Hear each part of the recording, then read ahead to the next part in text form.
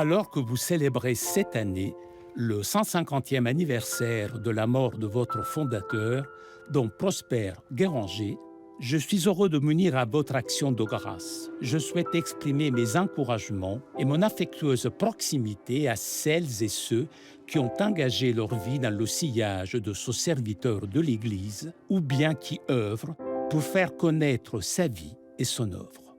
En évoquant donc Guéranger, mes prédécesseurs ont souligné les diverses expressions de son charisme reçues pour l'édification de toute l'Église.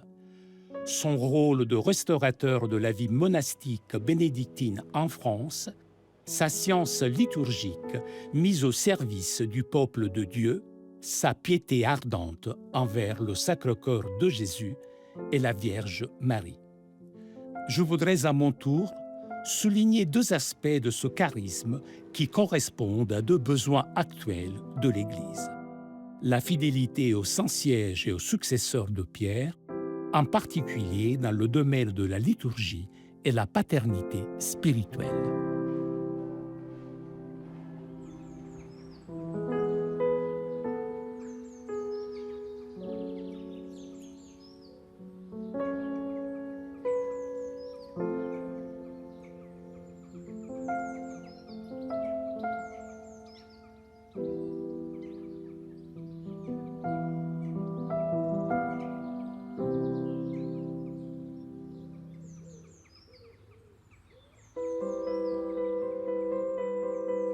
Cette lettre officielle du pape François m'a intrigué. Qui est donc ce don Prosper Guéranger pour qu'il soit ainsi mis en avant par le Saint-Siège? Je savais que ce bénédictin n'était pas étranger à la renaissance du chant grégorien en France. J'avais aussi lu qu'il était considéré par certains comme le restaurateur de la liturgie romaine et qu'il avait fondé l'abbaye bénédictine de Solesmes dans la Sarthe au XIXe siècle. Si cet homme fut une figure célèbre en son temps, il n'en est pas de même aujourd'hui. Et pourtant, quelques recherches m'ont permis de percevoir l'esprit et les actions d'un aventurier des temps modernes, dont la pugnacité est encore visible sur certains de ses portraits. De quoi m'inviter à mener l'enquête sur cet homme simple, à qui l'on doit la refondation de la branche masculine de l'ordre bénédictin en France, ordre qui avait été presque rasé par la Révolution française.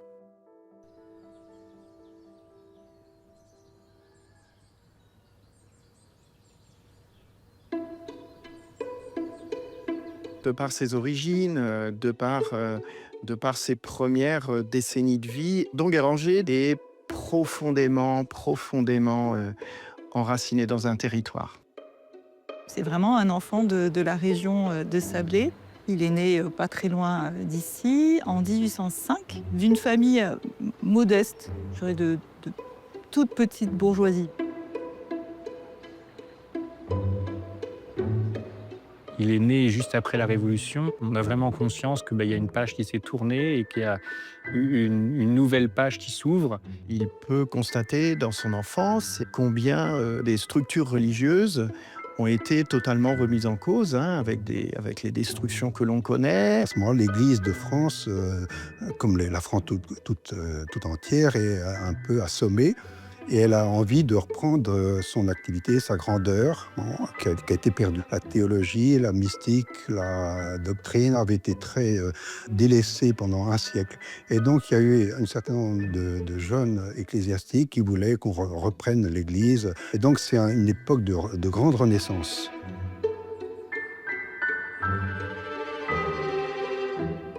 Don Guéranger vient régulièrement jouer dans le prieuré de Solesmes, qui était en grande partie en ruine, qui a été très abîmé pendant la Révolution. Il est fasciné tout petit par ce qu'on appelle les saints de Solesmes, ces statues qui sont dans l'église. Dès que je fus en état de témoigner en parole de ce que je voulais devenir un jour, je me mis à dire que je voulais être prêtre. La vue des prêtres me produisait un effet surprenant. Je ne voyais point en eux des hommes comme les autres. Les cérémonies et les chants de la liturgie avaient sur moi un effet extraordinaire, et je me sentais porté à les reproduire. Dès l'âge de 5 à 6 ans, je disais la messe, je chantais les vêpres, je faisais des processions et même des enterrements. Et je continuais, sous une forme ou sous une autre, ces essais liturgiques jusqu'à l'âge de 12 ans environ. Très tôt, se sent appelé au sacerdoce. Et il va donc connaître la renaissance difficile des séminaires français avec une formation qui est extrêmement basique. Il est sans doute relativement frustré par le niveau des cours qu'il reçoit en théologie. Je pense qu'il a besoin d'autre chose. Il aspire à autre chose.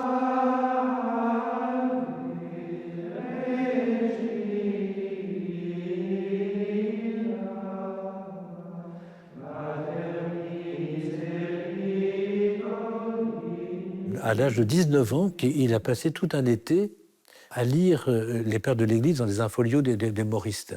Et il dit lui-même qu'il lisait un ouvrage par jour, et pendant 2-3 mois. Il va découvrir tout l'apport monastique dans le domaine, en particulier de la transmission des textes, l'érudition patristique. Cela va le marquer pour tout le reste de sa vie et très très tôt. Et il construit vraiment son projet qui va devenir un projet monastique à partir des années 1830 sur cet enrichissement personnel dans un cadre théologique extrêmement traditionnel et extrêmement construit.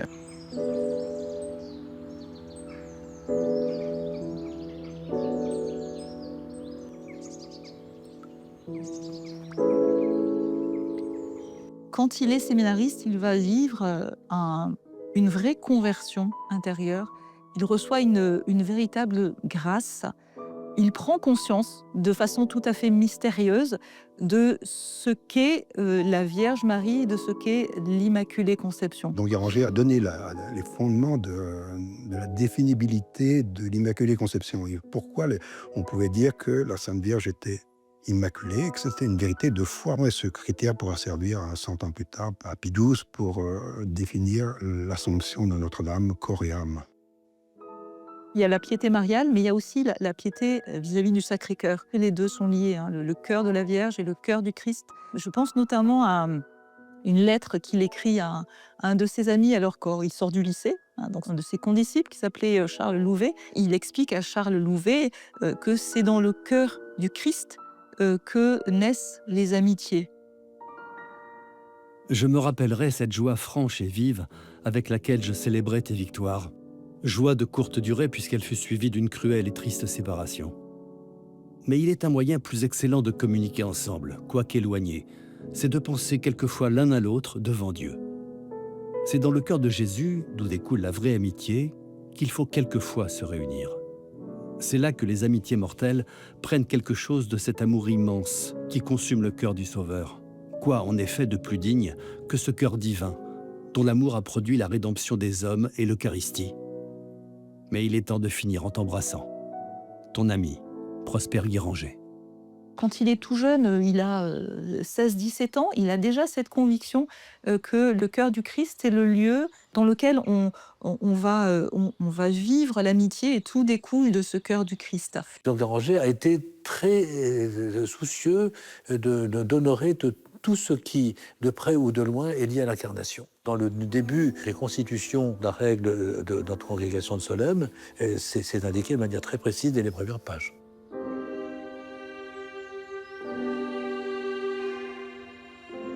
Quand il est jeune prêtre, il va être très marqué par l'état de dégradation du prieuré de Solesmes.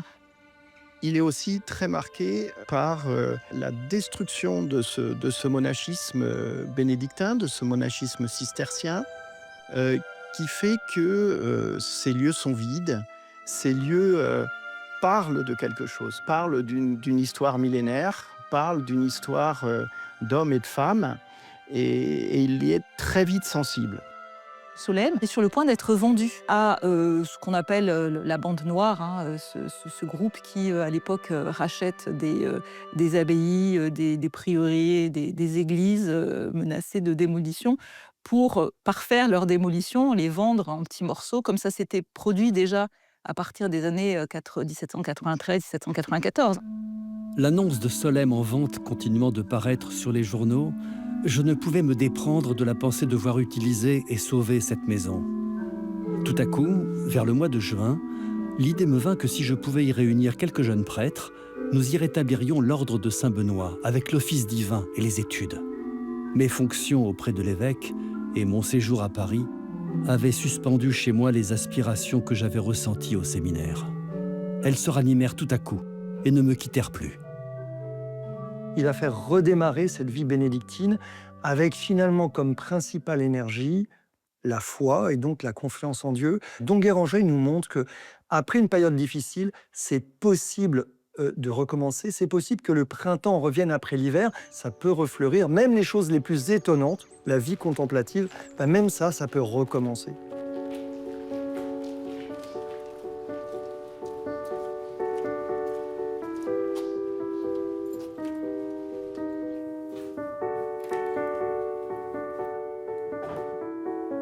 Nous entrons ici dans les archives Don Guéranger.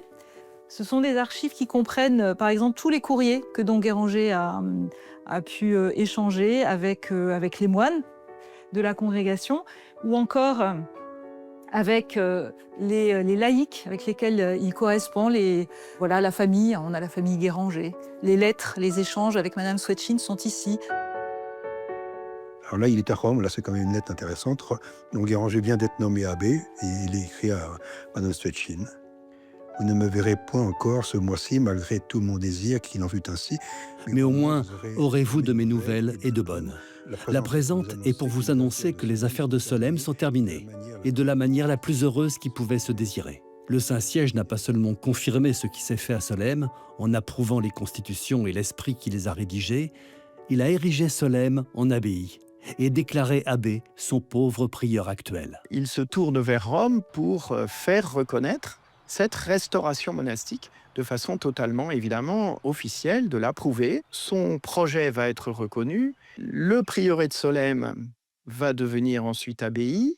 Lui va devenir abbé du monastère. C'est tout ce processus de reconnaissance qui, après, lui permet aussi d'exister avec autorité. Il affirme une forme d'indépendance, finalement, au sein de l'Église de France. Et en plus, il réaffirme son profond attachement à Rome. Il a su être un héritier par rapport au monachisme qui l'a précédé, aussi au monachisme médiéval qui considérait avec beaucoup de respect. Pour lui, c'était vraiment l'apogée de la vie monastique et de la célébration de la liturgie de façon solennelle. Et c'était aussi un élément qu'il souhaitait conserver.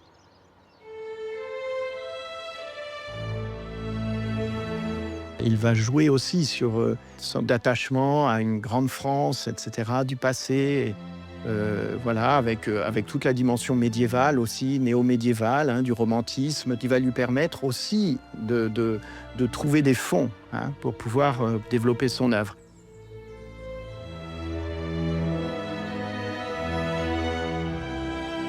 L'âme française, je pense, est attirée par cette vie contemplative, par cette vie de louange. C'est pour ça que nous avons tant de monastères qui couvrent notre pays. Et donc, assez facilement, les âmes ont été attirées par lui et attirées par ce charisme qu'il promouvait, qui était celui de la vie monastique bénédictine. Pour ce 19e siècle, pour Solesmes et pour Don Guéranger, c'est finalement peu de choses, mais en même temps une vraie diffusion. Et c'est ça la réussite, c'est ça l'impact premier, finalement, peut-être le plus important chez Don Guéranger. C'est parce qu'il diffuse ses idées, parce que c'est quelqu'un d'extrêmement médiatique, on dirait maintenant, que ça a des conséquences après, bien sûr. Parce qu'il y a un certain nombre de monastères qui vont apparaître après la mort de Don Guéranger, après 1875. En sachant être enraciné, il a su être extrêmement fécond, extrêmement novateur, en donnant le jour à cette congrégation qui aujourd'hui compte 30 monastères sur 3 continents.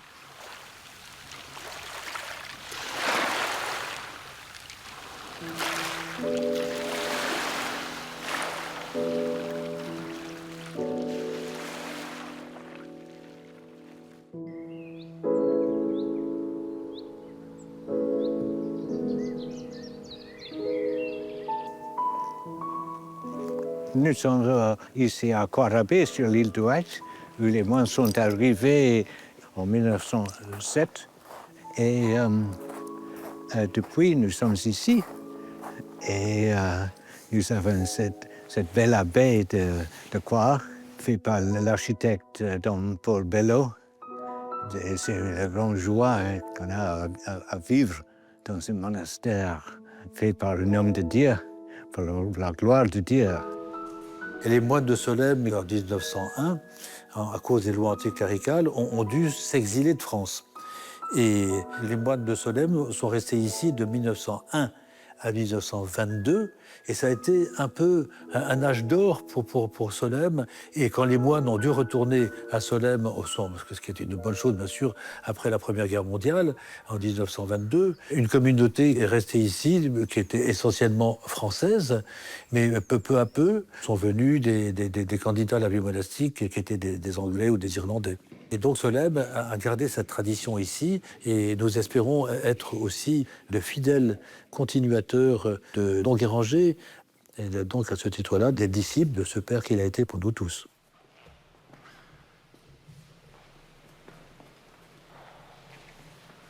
Nous avons une responsabilité de toujours mieux connaître Don Guéranger et surtout de toujours mieux vivre de son héritage.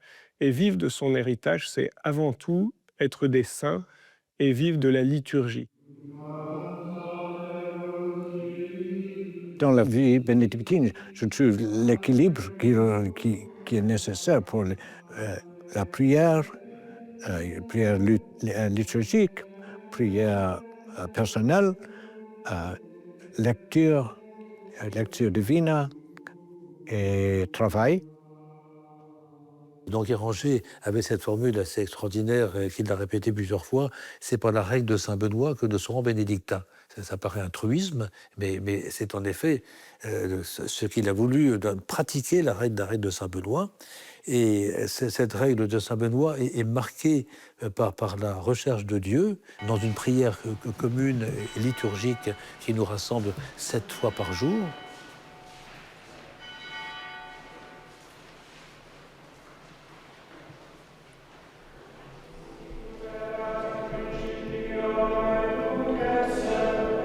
Lorsque nous nous réunissons pour prier ensemble, pour prier la prière que l'Église nous propose, eh bien, c'est la liturgie. Et à ce moment-là, c'est plus seulement nous qui prions, mais c'est nous en tant que membres du corps du Christ. Et donc, c'est le Christ lui-même, inspiré par le Saint-Esprit, qui s'adresse au Père. Et donc, on rentre dans la prière du Christ total, mais même plus que ça, dans la prière de toute la Trinité. Ces paroles que l'Église nous propose de prononcer, ces gestes qu'elle nous propose de poser, eh bien, nous transforment intérieurement et finalement transforment toute notre vie, y compris dans les moments les plus simples et les plus habituels.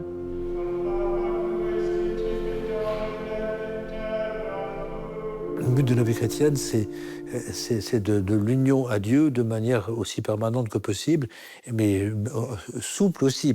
C'est un don de Latte qui a donc construit ce monastère de Coire où nous sommes, et disait que Dieu est souple comme un parfum. Donc il s'agit d'être unis à Dieu, mais de manière souple et avec des moments plus intenses, comme ceux des offices. Mais le but de la vie monastique, c'est quand même une prière permanente, une prière de fond. La prière continuelle, mais évidemment qui se fait plus souple quand on va au travail manuel, quand on reste en silence après les offices, et ayant justement un petit peu butiné avec des psaumes, on en fait son miel, en adhérant à Dieu sans parole, mais à partir des paroles que la liturgie nous a laissées.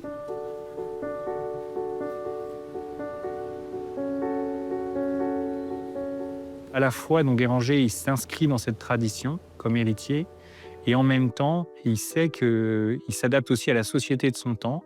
Il sait qu'on vit des temps nouveaux et qu'il y a des exigences nouvelles. La tradition de Solesbienne fait que nous professons la règle de Saint-Benoît, mais chaque chapitre est suivi d'une déclaration et dans laquelle explique un petit peu la manière dont aujourd'hui nous pratiquons la règle de Saint-Benoît. Il faut adapter la vie monastique au temps d'aujourd'hui. Et donc, par exemple, il va renoncer à certaines austérités. Il va permettre aux moines d'avoir chaque jour un temps de récréation, donc un temps de libre parole, où avec les frères, on peut échanger sur tous les sujets, plaisanter, se promener. C'est quand même des éléments qui jouent de façon un peu insensible mais réelle. Des temps aussi où on construit une manière de vivre ensemble.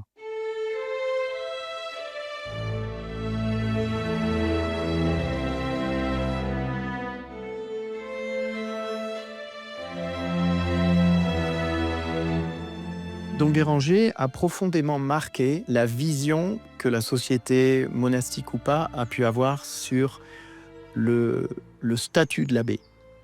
L'abbé, dans la règle de Saint-Benoît, est effectivement le père spirituel de ses moines. Il est garant de la vie des âmes qui lui sont confiées dans le monastère. C'est vraiment le représentant du Christ dans la communauté. Donc, il a vraiment voulu que l'abbé retrouve toute sa place dans la vie bénédictine. Et donc avec l'abbatiat à vie, donc l'idée un père, on n'en change pas plusieurs fois dans sa vie.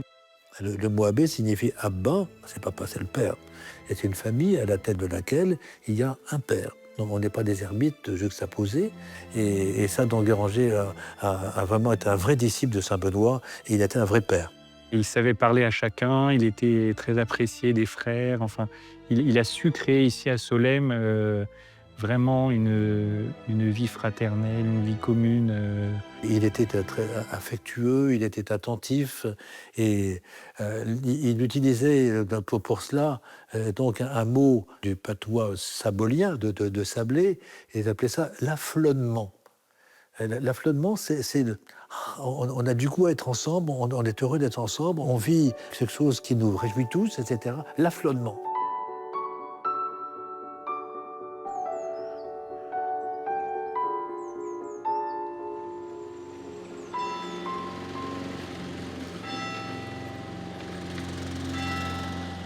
Quand on arrive à Solesmes et qu'on rencontre le père abbé de Solesmes, on est extrêmement surpris de découvrir un moine extrêmement joyeux, souriant, avec des yeux bleus très profonds. Donc c'est quelqu'un qui est très abordable. Dans sa paternité, c'était un homme très transparent, très simple, qui était volontiers rieur. Quelqu'un d'extrêmement souriant, enthousiaste, faisant des blagues en récréation, avec de l'humour.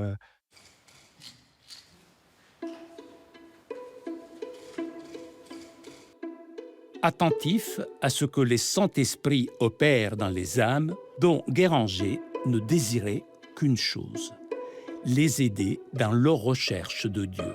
Façonné par la règle bénédictine et la louange divine, sa douce et joyeuse confiance en Dieu a su toucher le cœur des moines qui vinrent se grouper autour de lui, des moniales qui profitèrent de ses enseignements et surtout des pères et mères de famille, des enfants, des petits et des humbles qui recouraient à ses conseils spirituels. Aux heures de paix, comme aux jours de l'adversité, tous ont trouvé auprès de lui l'affermissement ou le renouvellement de leur foi, le goût de la prière et l'amour de l'Église. Le Saint-Père a insisté sur le charisme de paternité de Don Guéranger. Paternité spirituelle qui s'exerçait bien sûr à l'égard de ses moines, mais aussi des moniales, puisqu'à la fin de sa vie, il a fondé le monastère de Sainte-Cécile de Solesmes, et aussi à l'égard de beaucoup de familles, de mères de famille, de pères de famille et de jeunes enfants. Et je pense qu'aujourd'hui, où justement la relation de paternité spirituelle a malheureusement été blessée et a besoin sans doute de s'enraciner de nouveau, eh bien, je pense que la figure de Don Guéranger a vraiment quelque chose à nous dire sur ce point, et le pape François l'a très justement souligné.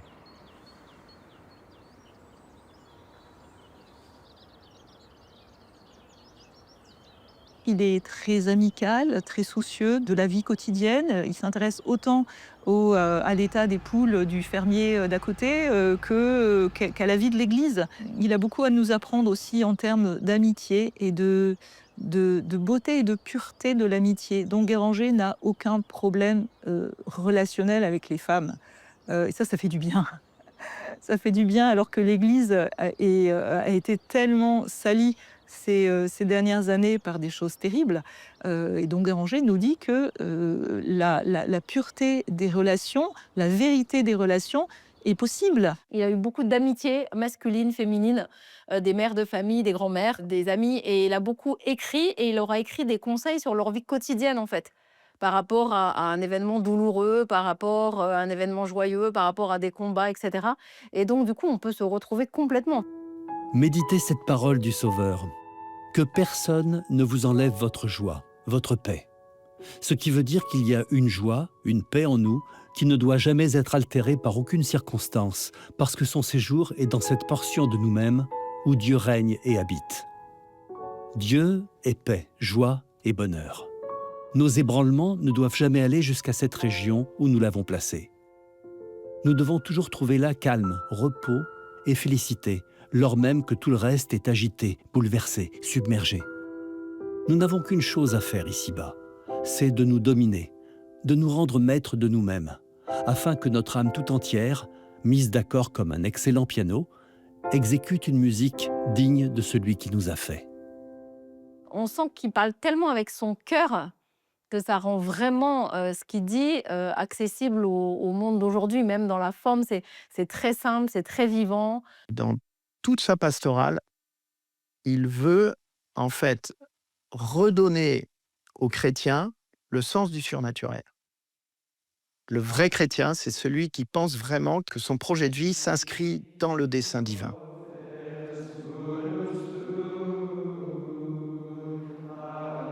Pour moi, c'est assez simple de considérer qu'un moine peut porter un enseignement fécond pour des gens qui, comme moi par exemple, ou mon épouse, ou d'autres amis, ne sont pas moines. Moi, je suis oblat. Alors, un oblat, en fait, il n'est pas moine, mais il vit du bénéfice et du rayonnement de l'abbaye. Qu'on le fasse un peu ou beaucoup, on s'associera à la prière de l'abbaye, à ses offices, et puis à cette ligne de vie qui est la règle de Saint Benoît. Alors c'est vrai qu'il l'a écrite pour des moines, mais c'est tellement équilibré, c'est tellement génial, que même des laïcs, de simples laïcs comme vous et moi, on peut s'en inspirer.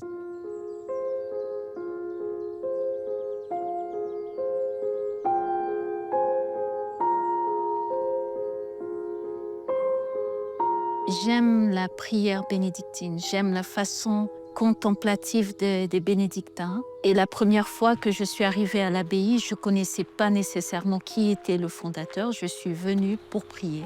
Et c'est là que j'ai connu le nom de Don Prosper Guéranger. Et l'histoire de Don Guéranger m'a vraiment intéressée au plus profond de ma foi, de ma vie de foi. Le fait de savoir que il a fait partie des personnages qui ont reconnu le dogme de Lourdes de l'Immaculée Conception. Et comme j'aime beaucoup la Vierge Marie, je me suis vraiment intéressée à cette personne de Don Guéranger. Personnellement, je suis persuadée que Don Prosper Guéranger, il a servi le Seigneur en esprit et en vérité. La foi en Jésus me fait avoir cette assurance. Après 2 siècles, un siècle et demi, 2 siècles, eh bien, Don Guéranger continue à être un bon père pour ceux qui l'invoquent. C'est un homme alors, qui a écrit beaucoup de choses savantes, mais qui était bon, profondément bon.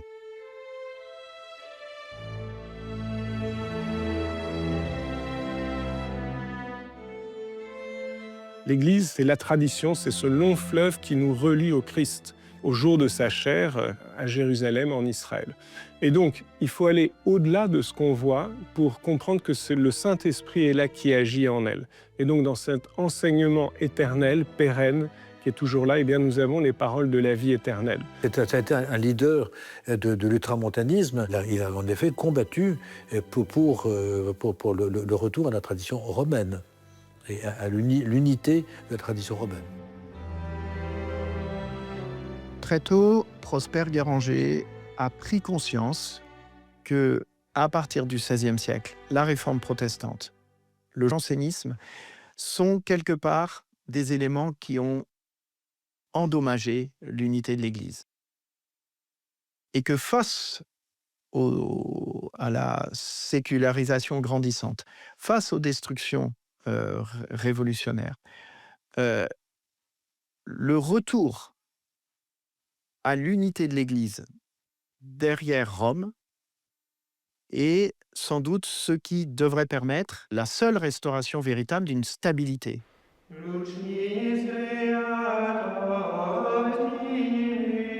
Rome, c'est pas seulement le pape actuel, c'est tous les papes avant, c'est Saint-Pierre, et qui est le vicaire du Christ. C'est aussi les saints qui sont à Rome, c'est toute la tradition liturgique de Rome, c'est tous les martyrs de Rome, c'est tous les usages de Rome. Et donc la position solesmienne de Solesmes depuis toujours, c'est certainement la soumission au Saint-Siège. Aujourd'hui, on est dans un monde où les relations se transforment et se détendent. Et donc, en étant fidèle à cet amour de l'Église, c'est ce qui nous donne cet enracinement dans une famille. Et je pense que Don Guéranger, il parle aussi à nous aujourd'hui.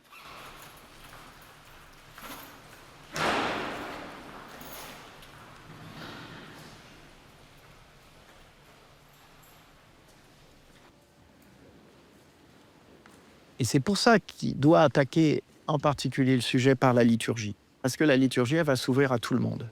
Donc son grand combat autour de la liturgie, c'est le lien qui peut se faire entre la dimension ecclésiologique, universelle, et le peuple des fidèles.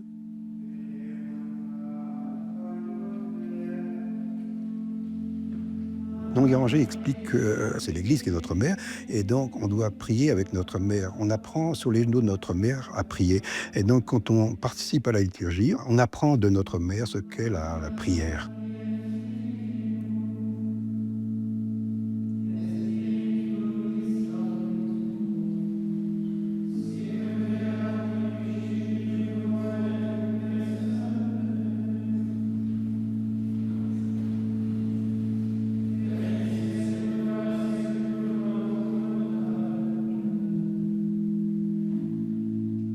À l'époque de Don Guéranger, pratiquement chaque diocèse de France avait créé sa propre liturgie.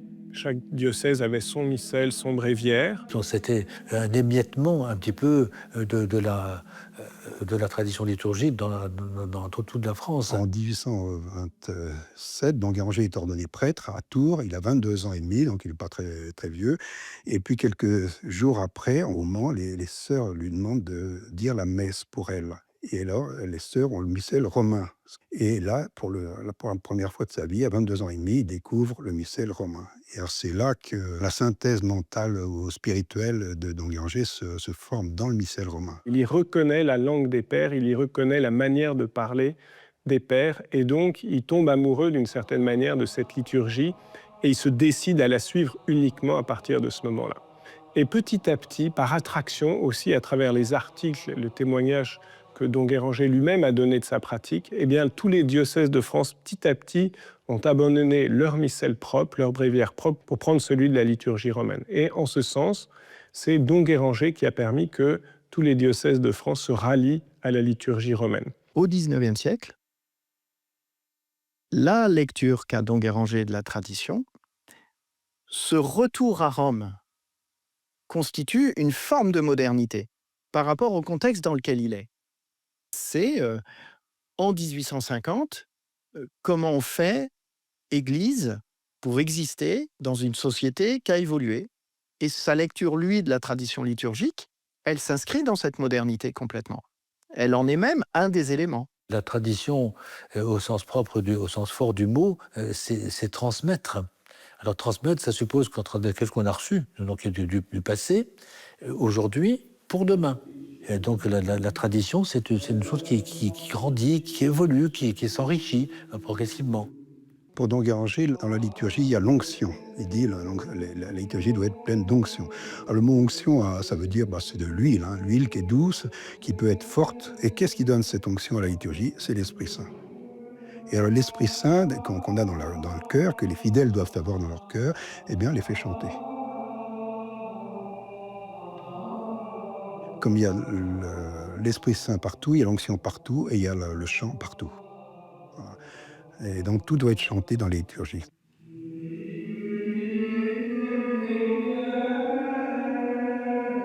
Depuis les tout premiers temps de l'Église, il y a ce chant particulier qui est le chant grégorien.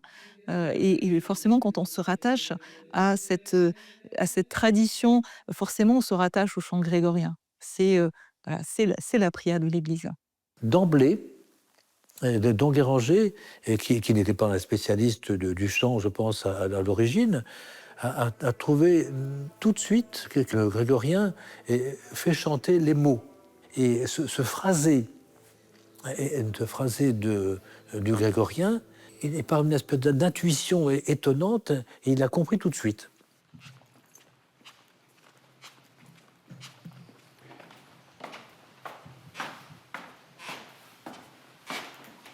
Il n'y a pas mis le nez dans les manuscrits lui-même, mais enfin, il a donné les bonnes impulsions. La première impulsion, c'était vraiment de remettre le texte au premier plan et donc de chanter d'une façon intelligible. Il a fait faire des recherches à l'intérieur de la prière liturgique de l'Église.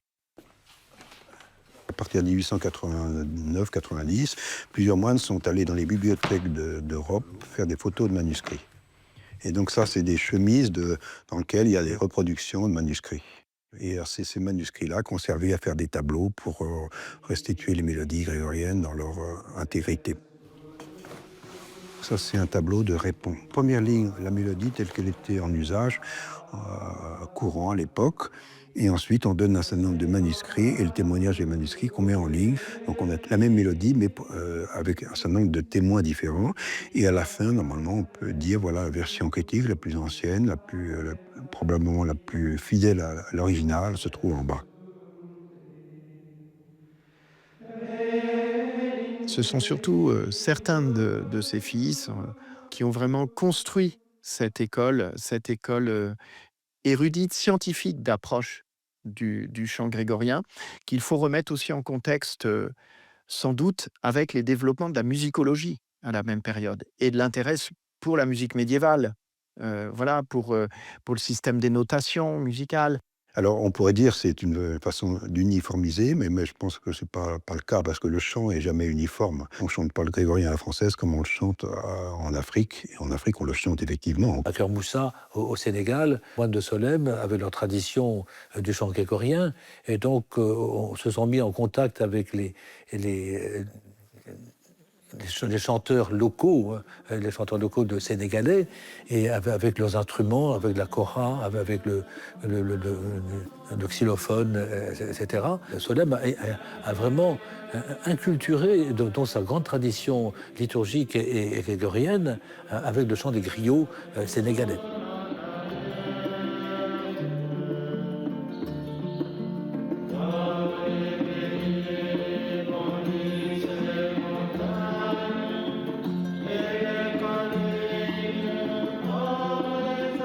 Il n'y a vraiment pas de posture figée chez Don Guéranger. On ne peut pas en faire un tenant d'un traditionnalisme passéiste. Alors, je ne veux pas jeter la pierre à qui que ce soit, mais il y a chez Don Guéranger une recherche d'équilibre, vraiment, une recherche d'équilibre et surtout de fidélité à la papauté. Je pense effectivement que Don Guéranger a une grâce à nous apporter qui est celle de l'unité, et une unité qui n'est pas du tout une uniformité, mais qui respecte bien les aspirations et la diversité, la richesse finalement de la liturgie de l'Église et de la spiritualité de l'Église. Don Guéranger milite pour la participation des fidèles, donc une participation qui est une compréhension profonde des mystères de la liturgie, de la beauté de la liturgie. Il est convaincu que tout le monde peut vivre cette beauté de la liturgie, que c'est pas réservé à une élite. Pour l'homme de contemplation, la prière liturgique est tantôt le principe, tantôt le résultat des visites du Seigneur. Ce que l'année liturgique opère dans l'Église en général, elle le répète dans l'âme de chaque fidèle attentif à recueillir le don de Dieu. Cette succession des saisons mystiques assure aux chrétiens les moyens de cette vie surnaturelle sans laquelle toute autre vie est une mort plus ou moins déguisée. Et il est des âmes tellement éprises de ce divin successif qui se déploie dans le cycle catholique qu'elles arrivent à en ressentir physiquement les évolutions. La vie surnaturelle absorbant l'autre, et le calendrier de l'Église, celui des astronomes. L'œuvre magistrale de Don Guéranger, c'est l'année liturgique, et c'est un livre en fait qui entend expliquer aux fidèles le contenu de la liturgie, de sorte que quand ils assistent à la messe ou au vêpres, ils ne soient pas là en spectateurs en train de réciter leur chapelet, ce qui est bien, mais c'est encore mieux de suivre la messe ou les vêpres. Une sorte de Magnificat tel qu'on l'a maintenant, ou prions en église. Mais alors c'était un livre pour perpétuel, ce n'était pas un livre qu'on changeait chaque année. Et il a commencé par l'Avent. Donc, il a expliqué toutes les formules de prière de la messe et des offices de l'Avent. Don Guéranger, qui avait énormément de travail, était très chargé, rédigeait ça la nuit sur un petit établi que nous avons ici, tout petit. Quand on le voit, d'ailleurs, on se dit, mais vraiment, Don Guéranger ne devait pas être grand. C'est effectivement le cas. Et en tout cas, c'est extrêmement précieux pour nous d'avoir cette relique et de penser que c'est là que Don Guéranger a rédigé son année liturgique qui a eu tant d'importance pour les fidèles et qui a eu un succès énorme. Et par exemple, au XIXe siècle, Sainte Thérèse de l'Enfant Jésus, chez les Martins, on lisait en famille l'année liturgique et presque toutes les familles catholiques avaient leurs exemplaires de l'année liturgique. Le grand compositeur et pianiste Liszt l'avait sous son bras. Moi, j'ai une grand-mère qui est morte centenaire et alors à 80 ans, elle a laissé sa collection de l'année liturgique à sa fille, à ma mère, et elle dit il manque des volumes parce que je les ai perdus dans le métro alors en 1900. Bon.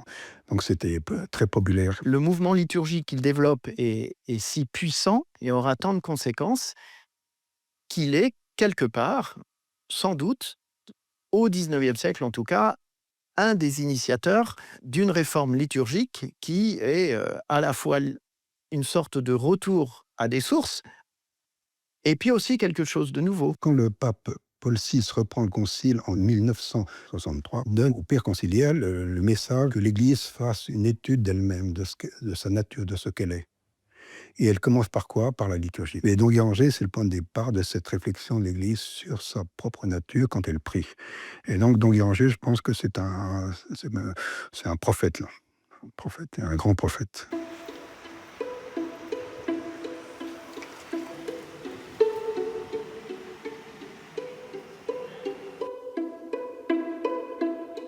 Don Guéranger, je l'ai découvert assez récemment. En lisant un peu, j'ai compris une chose que je validais complètement, c'est qu'il explique clairement que la prière n'a pas de classe sociale.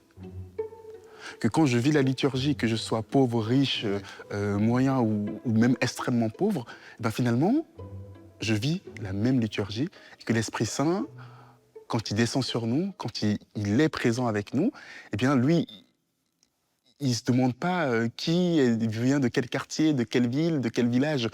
Il est juste là parce qu'on fait tous corps.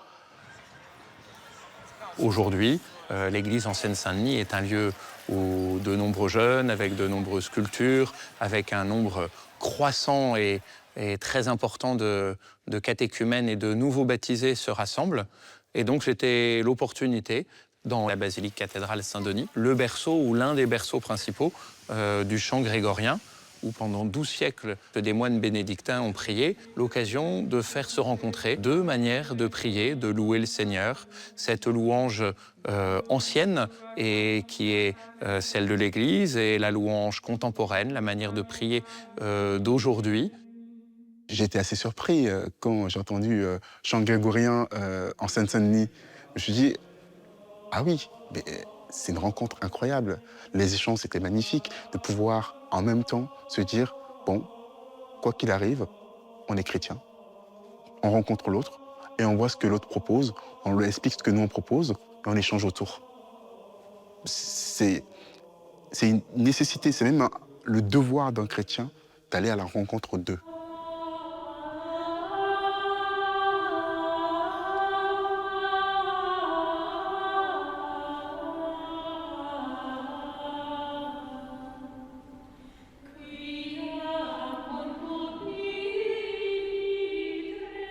Ce qui était beau, c'était de voir chacun prendre le temps d'ouvrir ses yeux, ses oreilles et son cœur, et prendre le temps d'aller à la rencontre, et prendre le temps de vivre et de prier à sa manière et à la manière des autres.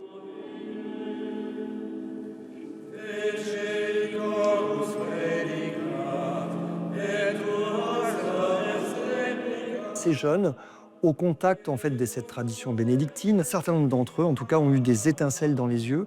Et si quelqu'un avait osé de me dire, écoutez, Don Guéranger, le vieux scrogneux du 19e siècle, avec son grégorien qui rentre à la maison parce que maintenant on est en 2026, ça n'intéresse plus personne, je dirais, les enfants, venez à 1h du matin dans la basilique Saint-Denis avec des jeunes catholiques qui sont en train de chanter les vigiles avec nous. Et vous allez comprendre la vraie vie. Je peux vivre une liturgie dite traditionnelle, latine, etc., ou charismatique, ou des manuels, ou peu importe. Même dans notre pays, peu importe, tant qu'il y a le « ceci est mon corps livré pour vous ». Parce que finalement, à partir de ce moment-là, je fais corps avec tout le monde.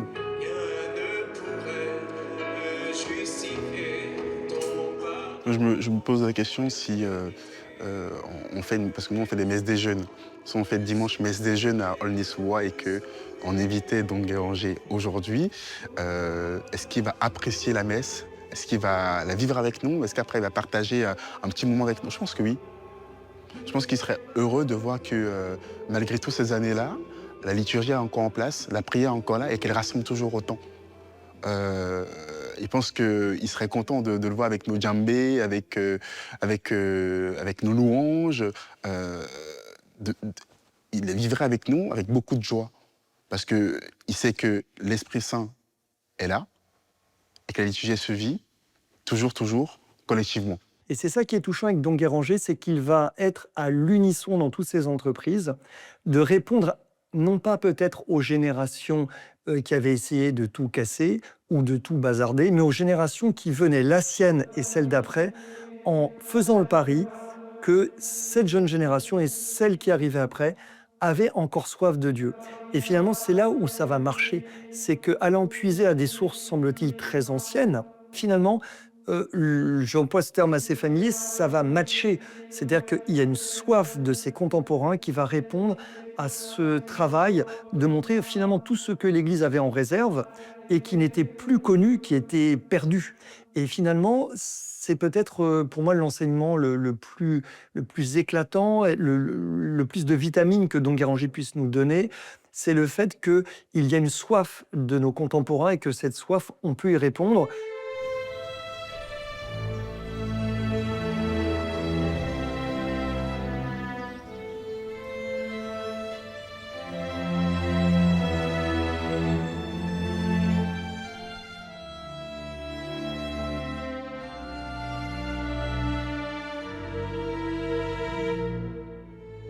Fin janvier 1875, il est à bout de force et alors il a pris le lit et il est mort au bout de quelques jours, justement en rappelant que les hommes avaient beaucoup diminué la foi. Et puis il a demandé qu'on chante le Te Deum, donc il est mort ensuite paisiblement.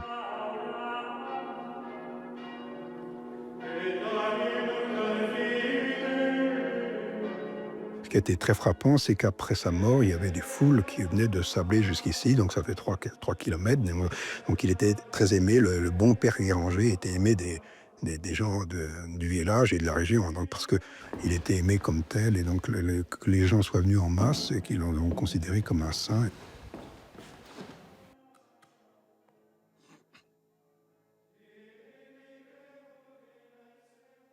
Donc c'est le masque mortuaire de Don Guéranger, et qu'il était sur son lit de mort. Il est décédé en 1875, et donc il avait 70 ans. Pour la communauté, Don Guéranger, c'était vraiment une figure très importante. Ils avaient conscience d'avoir vécu avec quelqu'un un peu hors du commun, et dont ils avaient beaucoup reçu. Et donc ils ont voulu garder les souvenirs de son passage, quoi, voilà. Et en particulier, ils ont fait le moulage de son masque mortuaire parce que c'était aussi un peu dans l'air du temps. On aimait conserver le souvenir des traits. C'est les mains du prêtre et puis les mains de l'écrivain aussi. C'est pour ça que là, on voit la main droite, qui est un peu dans la position de l'écriture. En 1937, on a creusé en dessous du transept, alors une vraie crypte. Et on a mis un grand gisant sculpté par Henri Charlier, qui est un grand sculpteur. Donc son corps repose là depuis cette époque-là. Il y a un rayonnement de Don Guéranger à travers son cercueil et puis son tombeau.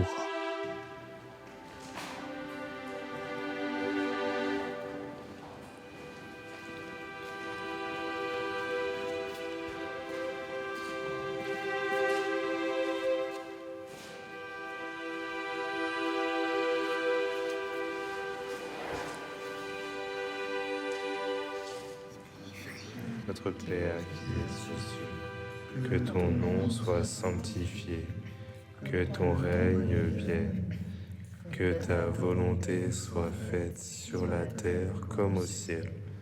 Donne-nous aujourd'hui notre pain de ce jour. Pardonne nos offenses, comme nous pardonnons aussi à ceux qui nous ont offensés. Et ne nous laisse pas entrer en tentation, mais délivre-nous du mal. Demandons avec instance la foi, une foi invincible, surnaturelle, qui devienne le grand ressort de notre vie tout entière, qui ne cède jamais, qui triomphe toujours au-dedans de nous-mêmes comme à l'extérieur, afin que nous puissions nous approprier en toute vérité cette forte parole de l'apôtre Saint Jean. La victoire qui met le monde tout entier sous nos pieds, c'est notre foi. Amen. On doit le prier. Si nous le prions pour qu'il nous donne la grâce de l'unité, voilà ce qu'il peut nous apporter. Parce que lui a été vraiment un vecteur, un ferment d'unité à son époque, et je suis sûr que, plus encore aujourd'hui, il peut nous obtenir cette grâce. À l'heure actuelle, il est bon de rappeler ce type de figure de l'histoire qui dépasse l'histoire de l'Église, qui dépasse l'histoire de l'Église de France, bien sûr, parce qu'elle renvoie aussi à toutes ces dimensions à la fois pastorales et intellectuelles. À travers Don Guéranger, peut-être que demain, on aura d'autres qui seront inspirés par son histoire, par son parcours, par sa bonté d'âme et surtout par sa vision de la prière qui rassemble.